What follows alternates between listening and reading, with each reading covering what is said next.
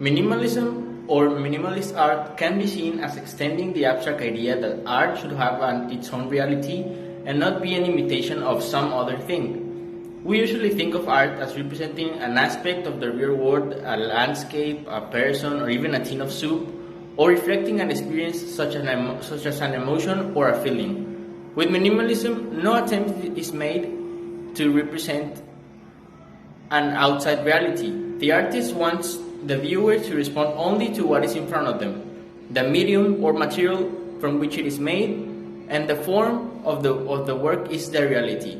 Minimalist painter Frank Stella famously said about his paintings, "What you see is what you see." So, for example, this, as long as it has its own meaning, can be a minimalist piece of art. A great fact about minimalism is that although it's mostly known for its paintings and sculptures, there is also minimalist music, which is basically classical music, but there are two main persons who composed minimalist music, who are John Adams and Philip Glass. Another fun fact about minimalism is that it was called many names, such as ABC art, reductive art, literalism, systematic painting, and the art of the real. It was the term minimalism that finally stuck, with the way it perfectly described the artist's minimalist use of colors, shapes, light, and textures. The term was even well known even before the 1960s, in which Ukrainian author David Burlyuk stated minimalism as the minimum operating means. It was the purely realistic art.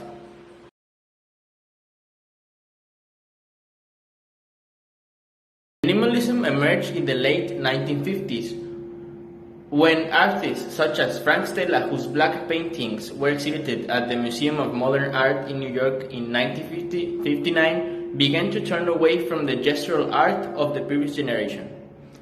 It flourished as a movement in the 1960s and 1970s with Carl Andre, Dan Flavin, Donald Judd, Saul LeWitt, and Agnes Martin and Robert Morris becoming the movement's most important innovators. The development of minimalism is linked to that of conceptual art, which also flourished in the 1970s and 1960s. Both movements changed the existing structures for making, disseminating, and viewing art, and argued that the importance given to the art object is misplaced and lead to a rigid and elitist art world which only the privileged few can afford to enjoy.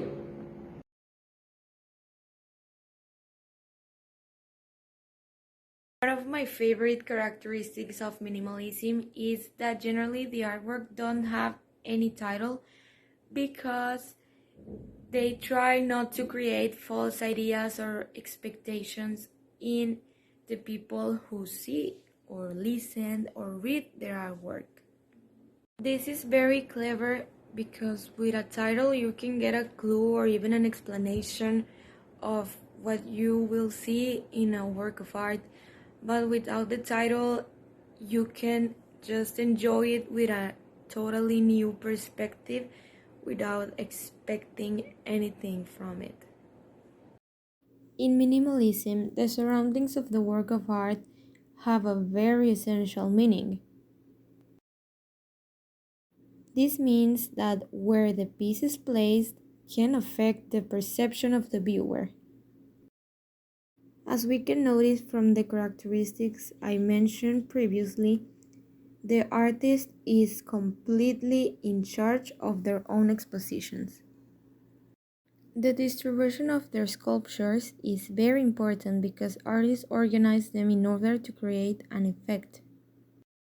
Sometimes the art itself is valuable for the way it's presented. Another amazing characteristic of minimalism is that there are no frames in paintings in order to not enclose the artwork. That's very smart and deep if you give it a thought.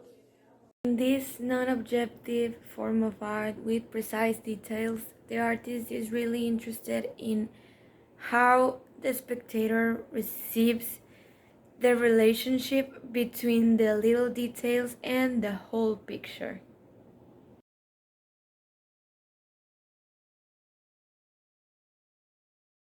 Hello, I am Enrique and I'm gonna talk about some of the most influential minimalist painters. The first one in the list is Frank Stella, which was a painter, sculptor, and a printmaker from America. He was born in 1936. He is considered to be one of the most influential American artists actually living. His striped works and his revolutionary painting redefined not only the practices or painting practices in relation to minimalism, but they also redefined the painting practices in relation to abstract painting, for example. He studied history at the Princeton University and took a painting course in there. In here, I'm going to show you some of Frank Stella's works. We can see the painting Die van Hodge. This was painted in 1959 and was named after the song of the marching Nazis. Another super influential and super important minimalist artist was Agnes Martin. She was known for the paintings in minimalism that greet colors and that also greet minimalism itself. Being thoroughly influenced by Zen Buddhism and Taoism, Agnes Martin also led a hermetic lifestyle in New Mexico. And she was also diagnosed with schizophrenia at his 40s. Here we have an example of a painting made by Agnes Martin, which is called With My Back to the World. This was painted in 1997, in her mid-80s, while she was living in an assisted facility. Her pastel bands of blue, peach, and yellow continue to highlight how art was exclusive of the composed outside world.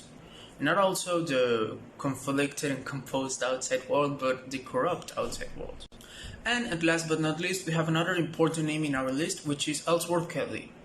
Ellsworth Kelly served in the World War, and his observations of nature and architectural forms were necessary to mature his practice in several ways. Through a rigorous study of his paintings and sculptures, it went on to develop minimalism as a whole. An example of one of Ellsworth Kelly's paintings is one called Red, Yellow, and Blue 2, which is the one we have here. It is compounded of 7 panels with a black panel dividing the other 2.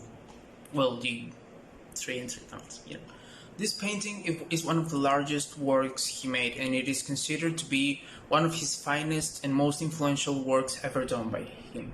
And he made it while his time in Paris. For me, that was all. Thank you for your attention and for listening to the most influential minimalist painters. And that's it.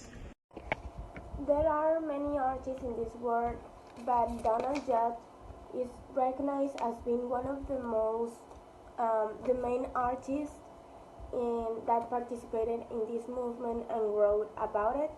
His most significant contribution to this field was the article Specific Objects. Donald Judd has a lot of minimalism works of art, but the one that kept my attention, the sculpture that kept my attention, was the horizontal wall works, and also it is called Progression because of the long walls, and it is interesting to see it. The most essential minimalist artist is Robert Morris. He created a simple work of art called Untitled in 1965 and was constructed in 1971. It consists of 4 different cubes placed on the floor, and every side of the cubes has mirrors.